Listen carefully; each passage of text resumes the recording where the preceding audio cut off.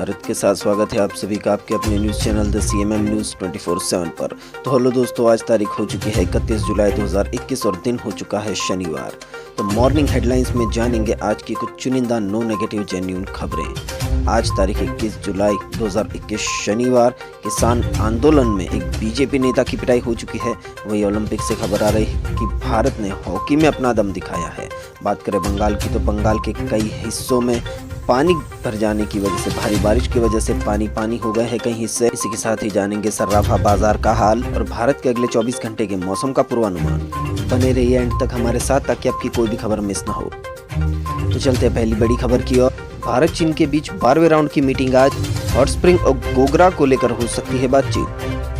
दोस्तों, लद्दाख के पास भारत चीन सीमा पर तनाव कम करने और सैनिकों की वापसी के लिए भारत और चीन के बीच 12वें राउंड की बैठक शनिवार को यानी आज होने जा रही है। भारत और चीन के बीच कमांडर स्तर की बातचीत चीनी सीमा के अंदर मोल्डो में होगी।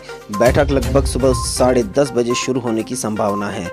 चलिए बढ़ते अगली खबर की ओर। अगली खबर में है तमिलनाडु में लॉकडाउन 9 अगस्त तक बढ़ाया गया। यह दोस्तों, तमिलनाडु में लॉकडाउन 9 अगस्त तक बढ़ाया गया है। कोई अतिरिक्त छूट नहीं दी गई है। तमिलनाडु सरकार ने शुक्रवार को कोरोना वायरस के संक्रमण को देखते हुए राज्य में जारी लॉकडाउन को बिना किसी ढील के 9 अगस्त तक बढ़ा दिया है। इस दौरान राज्य सरकार की बंदिशें और छूट भी तक चल रही थी वो वैसे ही लागू रहेगी, जबकि रविवार को राज्य में पूर्ण लॉकडाउन रहेगा। तमिलनाडु में लंबे वक्त के बाद कोरोना संक्रमण के नए मामलों में बढ़ोतरी दर्ज की गई है। तमिलनाडु में पिछले 24 घंटों में कोविड-19 के 6,972 नए मामले सामने आने के बाद राज्य सरकार ने और सख्ती बढ़ाने का निर्णय लिया है।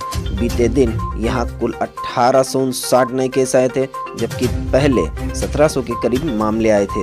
राज्य में 21,000 से ज्यादा एक्टिव केस है। राज्य में कुल कोविड संक्रमितों की संख्या बढ़कर 2,28,000 से अधिक हो चुकी है। वहीं पिछले 24 घंटों के दौरान राज्य में कोरोना संक्रमण की वजह से 88 लोगों की मौत हो चुकी है। आपको बता दें कि इसके बाद राज्य में मरने वालों का आंकड़ा 3,659 तक पहुंच चुका है। इसलिए तमिलनाडु में 9 अगस्त तक लॉकडाउन बढ़ाया गया है। चलिए बढ़ते अगली खबर की ओर। अगली खबर में है लवलीना का पदक पक्का। सिंधु और हॉकी टीमों ने जीतकर बढ़ाया जोश।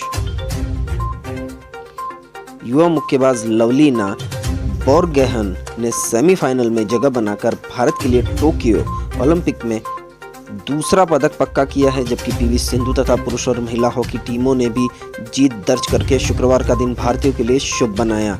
लवलीना ने महिलाओं के 69 किलोग्राम में चीनी ताइपे की पूर्व विश्व चैंपियन नियन चिन चैन को हराकर सेमीफाइनल में प्रवेश करने के साथ ओलंपिक मुक्केबाजी में भारत के लिए तीसरा पदक पक्का कर लिया है।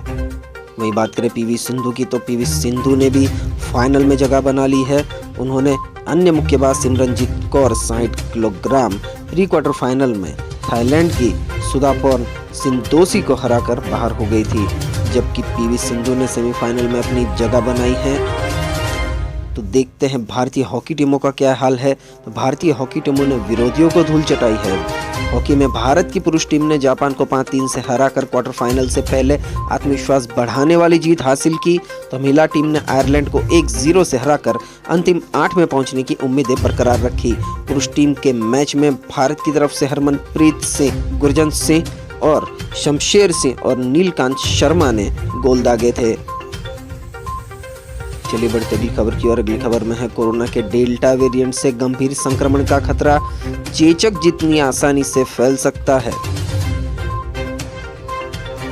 दोस्तों, न्यूयॉर्क से खबर आई है कोरोना वायरस ने अब तक कोई रूप बदले हैं। सभी रूपों में सबसे अधिक खतरनाक डेल्टा वेरिएंट है, क्योंकि यह अत्यधिक संक्रामक होने के साथ ही अधिक खतरनाक भी है, जो वायरस के अन्य सभी ज्ञात वेरिएंट की तुलना में अधिक गंभीर बीमारी का कारण बन सकता है और चेचक की तरह आसानी से फैल सकता है। अमेरिकी स्वास्थ्य प्राधिकार के एक आंतरिक दस्तावेज का हवाला देते हुए मीडिया की खबरों में ऐसा कहा गया है। रिपोर्ट में ऐसा कहा कि रोग नियंत्रण और रोकथाम केंद्र के दस्तावेज में अप्रकाशित आंकड़ों के आधार पर दिखाया गया है वैक्सीन सभी खुराकें ले चुके लोग भी बिना वैक्सीनेशन वाले लोगों जितना ही डेल्टा वेरिएंट को फैला सकते हैं। देखते अगली न्यूज अपडेट। अगली न्यूज अपडेट में है बंगाल में कई हिस्सों में भारी बारिश से जनजीवन अस्त व्यस्त, कई ट्रेनें करनी पड़ी रद्द। पश्चिम बंगाल में गंगा के आसपास के इलाकों में कम दबाव का क्षेत्र निर्मित होने के कारण पिछले 2 दिन से भारी बारिश होने से राज्य के दक्षिणी भाग में कई जिलों में जनजीवन अस्त व्यस्त हो गया है। सड़कें और निचले इलाके जलमग्न हो गए हैं तथा नदियों का जलस्तर बढ़ गया है। अधिकारियों ने बताया कि हावड़ा और कोलकाता टर्मिनल स्टेशनों पर रेल की पटरियां पानी में डूब गई है, जिसकी वजह से पूर्वी रेलवे और दक्षिण पूर्वी रेलवे की कई ट्रेनें या तो रद्द कर दी गई या तो उनका समय बदल दिया गया है। देखते अगली न्यूज अपडेट। अगली न्यूज अपडेट में है स्वतंत्रता दिवस पर भाषण के लिए पीएम मोदी ने जनता से मांगे सुझाव।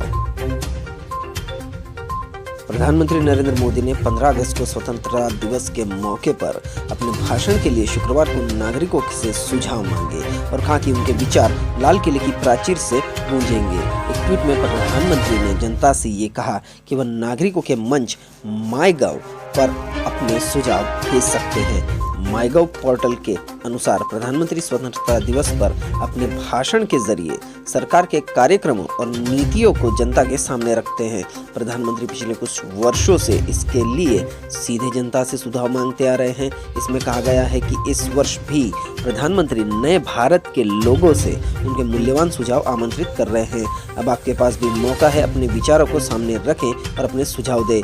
प्रधानमंत्री मोदी इनमें से कुछ विचारों को अपने स्वतंत्रता दिवस के भाषण में शामिल कर सकेंगे, इसलिए उन्होंने सुझाव मांगे हैं। जो भी सुझाव प्रधानमंत्री को अच्छा लगेगा वो 15 अगस्त को अपने भाषण में उसे शामिल करेंगे। चलिए बढ़ते अगली न्यूज की और अगली न्यूज है हिमाचल से। देखते ही देखते गायब हो गया सड़क का बड़ा हिस्सा। हिमाचल के सिरमौर में भयंकर लैंडस्लाइड। देश के कई राज्यों में जारी बारिश से जनजीवन अस्त व्यस्त हो गया है।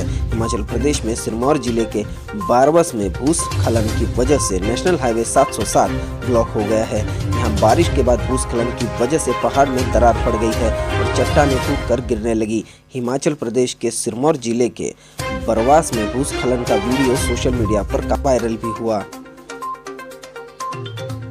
हिमाचल प्रदेश के सिरमौर जिले के बरवास में भूस्खलन के वायरल वीडियो में देखा जा सकता है कि सड़क का बड़ा हिस्सा टूट गया। बताया जा रहा है कि सैकड़ों की संख्या में लोग रास्ते में फंसे हुए हैं और लंबा जाम लगा हुआ है।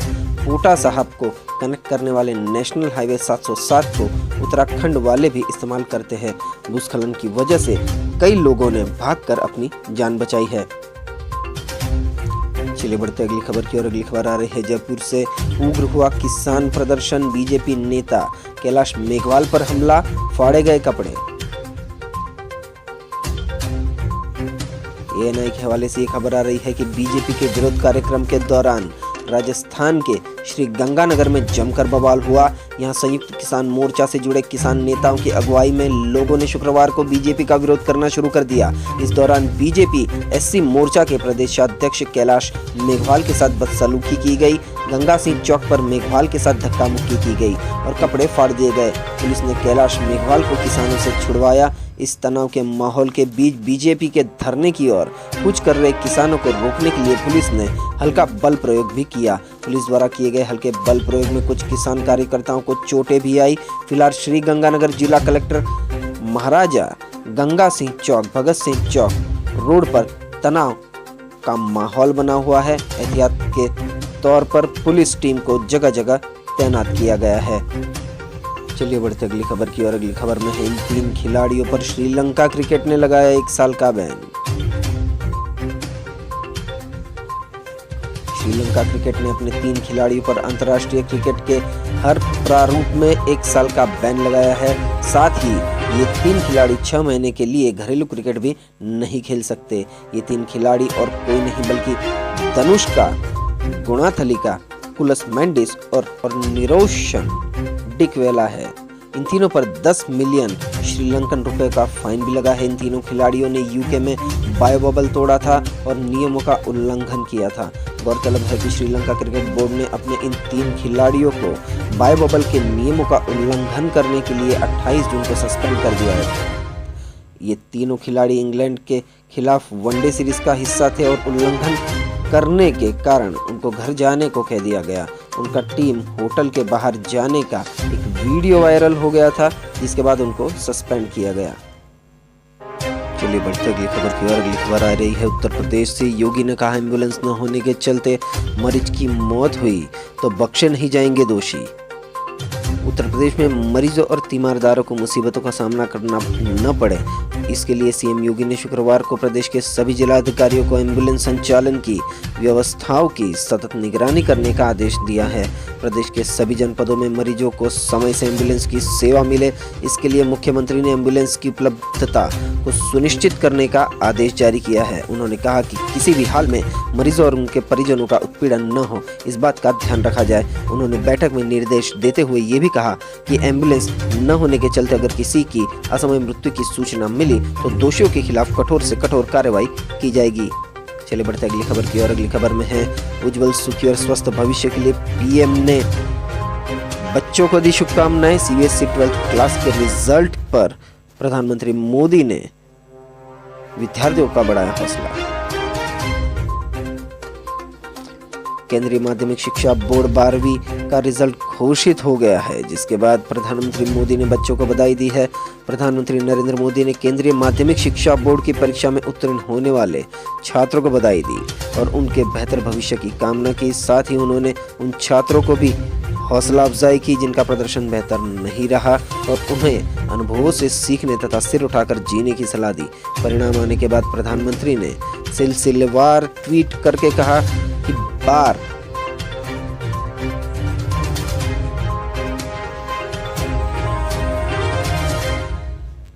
बार कैंसिल हुआ एग्जाम और इस बार अप्रत्याशित परिस्थितियों में 12वीं की परीक्षा में छात्रों को शामिल होना पड़ा और शिक्षा जगत को पूरे साल कई तरह की चुनौतियों का सामना करना पड़ा, लेकिन इसके बावजूद उन्होंने अपना श्रेष्ठ करके दिखाया। उन्होंने कहा कि जिन्होंने सफलतापूर्वक 12वीं की परीक्षा उत्तीर्ण की उन युवा साथियों को बहुत बहुत बधाई। उनके सुनहरे और सुखी स्वस्थ भविष्य की शुभकामनाएं प्रधानमंत्री ने दी है। चलिए बढ़ते अगली खबर की ओर। अगली खबर में इजराइल में कोविड की बूस्टर डोज लगाने का काम शुरू। सबसे पहले राष्ट्रपति को दिया गया शॉट। कोरोना वायरस के बढ़ते मामले को रोकने के लिए इजराइल ने वैक्सीन की तीसरी खुराक यानी बूस्टर डोज देनी शुरू कर दी है। बूस्टर डोज 60 साल से अधिक उम्र के नागरिकों को ही दी जाएगी। इसका उद्देश्य हाल में संक्रमण के मामलों में तेजी से हुई वृद्धि को रोकना है। वैक्सीनेशन की दोनों डोज ले चुके लोगों को यह बूस्टर डोज दी जा रही है। इजरायली प्रधानमंत्री नफ्ताली बेनेट ने बृहस्पतिवार को यह घोषणा की और इस तरह इजराइल अपने नागरिकों को व्यापक स्तर पर पश्चिमी वैक्सीन की तीसरी डोज देने वाला पहला देश बन चुका है। चलिए बढ़ते अगली खबर की ओर। अगली खबर में है मॉनसून सत्र का दूसरा सप्ताह भी हंगामे की भेंट चढ़ा। पेगासस व किसानों के मुद्दे पर विपक्ष आक्रामक रहा।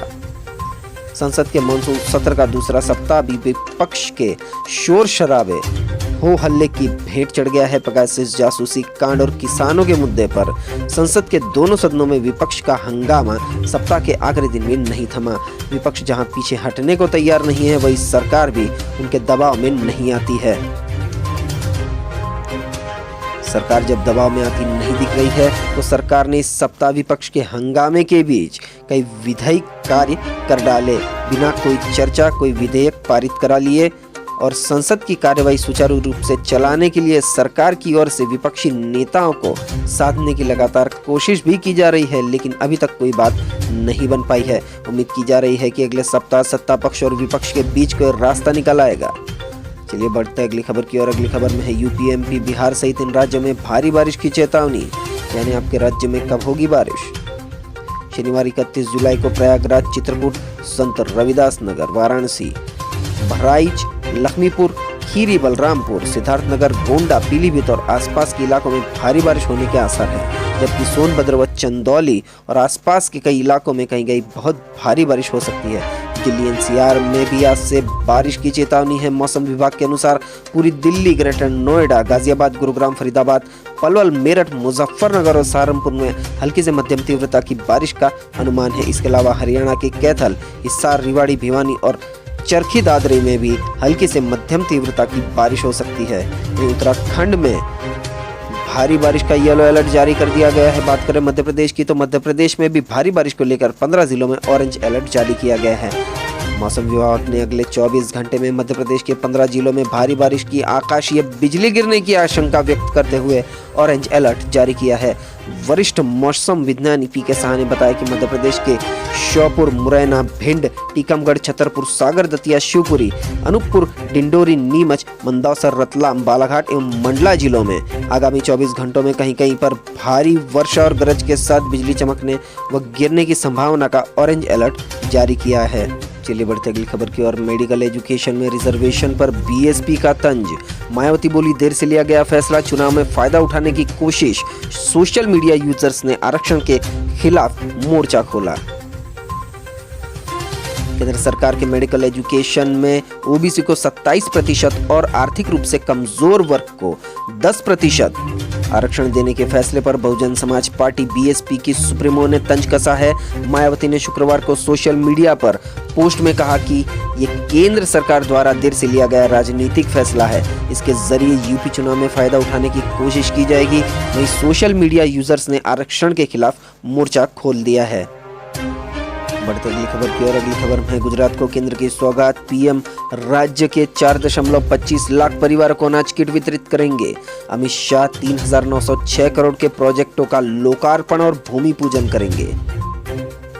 प्रधानमंत्री नरेंद्र मोदी 17,000 से अधिक सरकार मान्य सस्ते अनाज की राशन की दुकानों से 4.25 लाख गरीब अंत्योदय लाभार्थियों को प्रति लाभार्थी 5 किलो अनाज का किट वितरण करेंगे। वे 5 जिलों के 5 राशन की दुकानों पर लाभार्थियों के साथ सीधा संवाद भी करेंगे। इसके अलावा NFSA अंतर्गत लगभग 72 लाख परिवारों को प्रति व्यक्ति 5 किलो अनाज दिलवाने के लिए शुभारंभ किया जाएगा। इसके साथ ही गृहमंत्री अमित शाह राज्य में 7 अगस्त को 3,906 करोड़ के विभिन्न प्रोजेक्ट का लोकार्पण और भूमि पूजन करेंगे। देश के गृहमंत्री अमित शाह वर्चुअल मौजूदगी में महात्मा मंदिर गांधीनगर से विभिन्न विकास कार्यों का लोकार्पण, भूमि पूजन और शुभारंभ करेंगे। विकास के दिन वतन प्रेम योजना का भी शुभारंभ करने वाले हैं। प्रधानमंत्री आवास योजना ग्रामीण अंतर्गत 382 करोड़ 25 हजार आवास लोकार्पण और 703 करोड़ के 46,000 आवास का भूमि पूजन करेंगे।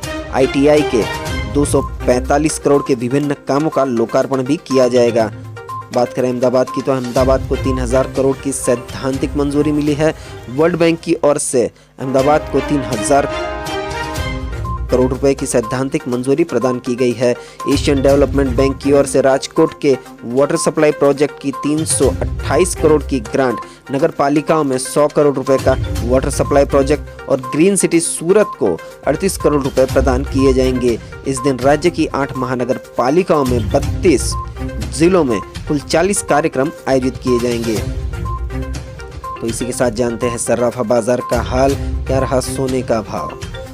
सोने की कीमत में फिर से बढ़ोतरी हुई है, जबकि चांदी की कीमत में गिरावट हुई है। दिल्ली सर्राफा बाजार में शुक्रवार को सोना 294 रुपए की तेजी के साथ 47,442 रुपए प्रति 10 ग्राम पर बंद हुआ। पिछले कारोबारी दिन यह 47,148 रुपए प्रति 10 ग्राम पर बंद हुआ था। वहीं चांदी की बात करें तो 170 रुपए की गिरावट के साथ 66,274 रुपए प्रति किलोग्राम रह गई थी चांदी। पिछले दिन यह 64,444 रुपए किलो पर बंद हुआ था। हालांकि दोनों के वायदा भाव में गिरावट हुई है। वहीं अंतर्राष्ट्रीय बाजार में सोना बढ़त के साथ $1,830 प्रति औंस हो गया है, जबकि चांदी की बात करें तो $25.57 प्रति औंस के करीब चांदी में भाव दर्ज किया गया। अब जानते हैं संपूर्ण भारत का अगले 24 घंटे का मौसम का पूर्वानुमान आखिर कैसा रहेगा। अगले 24 घंटे के दौरान गंगीय पश्चिम बंगाल, झारखंड, बिहार के दक्षिणी हिस्सों, उत्तरी छत्तीसगढ़, उत्तर प्रदेश के दक्षिणी हिस्सों, उत्तरी मध्य प्रदेश, पूर्वोत्तर राजस्थान, हरियाणा के कुछ हिस्सों, असम, मेघालय और अरुणाचल प्रदेश में हल्की से मध्यम बारिश के साथ कुछ स्थानों पर भारी बारिश हो सकती है। शेष पूर्वोत्तर भारत, शेष बिहार, उप हिमालयी पश्चिम बंगाल, सिक्किम, ओडिशा, शेष मध्य प्रदेश, गुजरात क्षेत्र, पूर्वी राजस्थान, शेष हरियाणा, पंजाब के कुछ हिस्सों, दिल्ली, शेष यूपी, विदर्भ, कोंकण और गोवा, महाराष्ट्र के कुछ हिस्सों और तटीय कर्नाटक में हल्की से मध्यम बारिश हो सकती है। तटीय आंध्र प्रदेश, तेलंगाना, सौराष्ट्र और कच्छ, राजस्थान के पश्चिमी हिस्सों, मध्य महाराष्ट्र, मराठवाड़ा, केरल, अंडमान और निकोबार द्वीप समूह और लक्षद्वीप में भी हल्की बारिश संभव है। तो इसी के साथ आज के ब्रेकिंग न्यूज़ और today no negative news update यहीं समाप्त होते हैं। वीडियो को पूरा देखने के लिए आप सभी का बहुत बहुत धन्यवाद। देश और दुनिया की खबरें जानने के लिए सब्सक्राइब कीजिए द CMM न्यूज़ 24/7 को और बेल आइकन को भी प्रेस कर दीजिए ताकि हर रोज सुबह सबसे पहले आपके मोबाइल पर सबसे बड़ी खबरें मिल जाए। तो मिलते हैं अगले न्यूज़ अपडेट के साथ। आपका दिन मंगलमय रहे, खुशनुमा रहे। टेक केयर, गुड बाय, जय भारत।